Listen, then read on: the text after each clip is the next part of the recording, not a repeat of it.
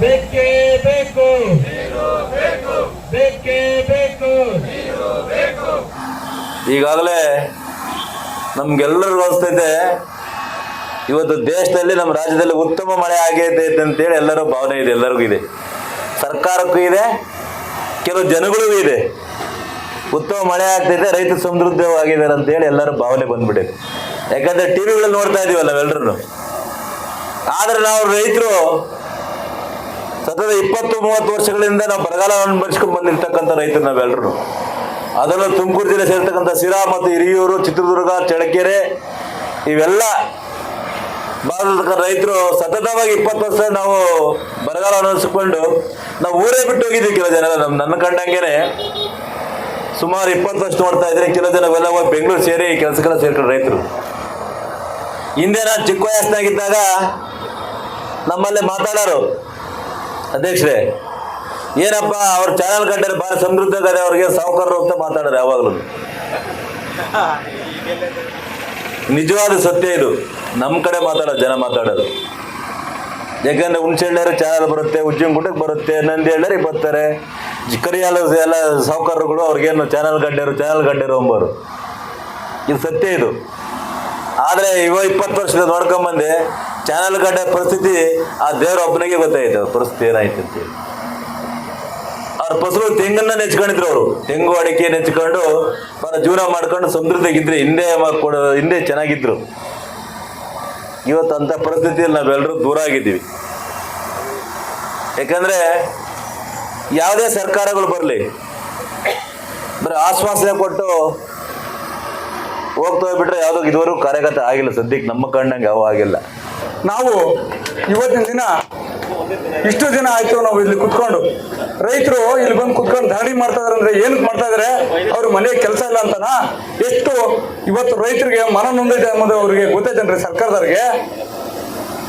ರೈತರು ಇವತ್ತೆಲ್ಲ ಎಷ್ಟು ಕೆಲಸ ಕಾರ್ಯಗಳನ್ನ ಬಿಟ್ಕೊಂಡ್ಬಂದು ಇಲ್ಲಿ ಕುತ್ಕೊಂಡಿದ್ದಾರೆ ಅಂದ್ರೆ ಒಬ್ಬ ಕೂಲಿ ಕೊಡ್ತಕ್ಕಂಥ ಬೆಲೆನೂ ಕೊಟ್ಟಿಲ್ವಲ್ರಿ ಇವತ್ತು ಸರ್ಕಾರ.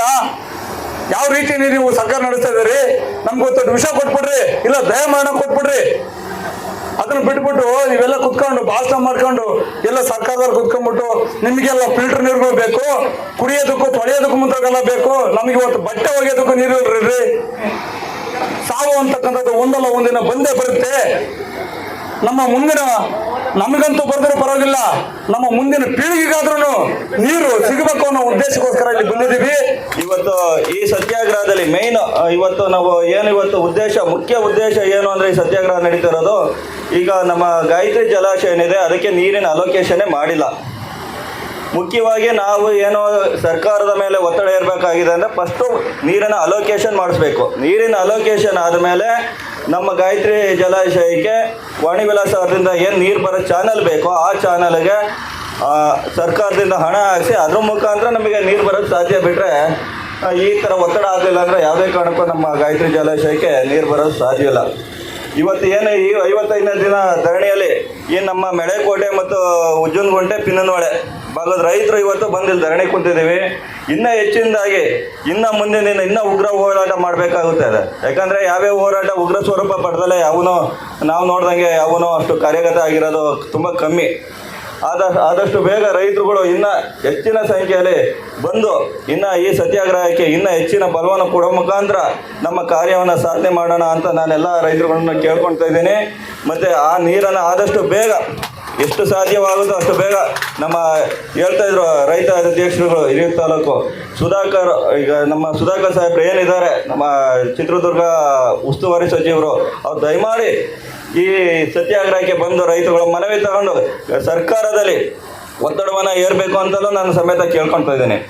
ಮತ್ತು ಮೊನ್ನೆ ನಮ್ಮ ಶಿರಾ ಭಾಗದ ಶಾಸಕರು ಜಯಚಂದ್ರ ಸಾಹೇಬರು ಸಮೇತ ಈ ಸತ್ಯಾಗ್ರಹಕ್ಕೆ ಬಂದು ಒಂದು ಆಶ್ವಾಸನೆಯನ್ನು ಕೊಟ್ಟು ಹೋಗಿದ್ದಾರೆ. ನಾನು ಚೀಫ್ ಮಿನಿಸ್ಟರ್ ಹತ್ರ ಮಾತಾಡಿದ್ದೀನಿ, ಮುಂದೂ ಮಾತಾಡಿ ಆದಷ್ಟು ಬೇಗ ನಾನು ನೀರು ತರಿಸೋ ಕೆಲಸಗಳು ನಾವೆಲ್ಲ ಸೇರ್ಕೊಂಡು ಮಾಡ್ತೀವಿ ಅಂತಲೂ ಅವ್ರು ಹೇಳೋಗಿದ್ದಾರೆ. ಆ ರೀತಿ ನಾವು ಇನ್ನೂ ಹೆಚ್ಚಿನದಾಗಿ ರೈತರುಗಳು ಒತ್ತಡ ಏರ್ತಾ ನಮ್ಮ ಆದಷ್ಟು ಬೇಗ ನಮ್ಮ ಗಾಯತ್ರಿ ಜಲಾಶಯಕ್ಕೆ ನೀರು ತಂದು ಈ ಭಾಗದ ರೈತರುಗಳಿಗೆ ನೀರಿನ ಅನುಕೂಲ ಮಾಡಿಕೊಡೋದು ನಾವೆಲ್ಲ ಪ್ರಯತ್ನ ಪಡೋಣ ಅಂತ ಹೇಳ್ಕೊಳ್ತಾ ನಾನು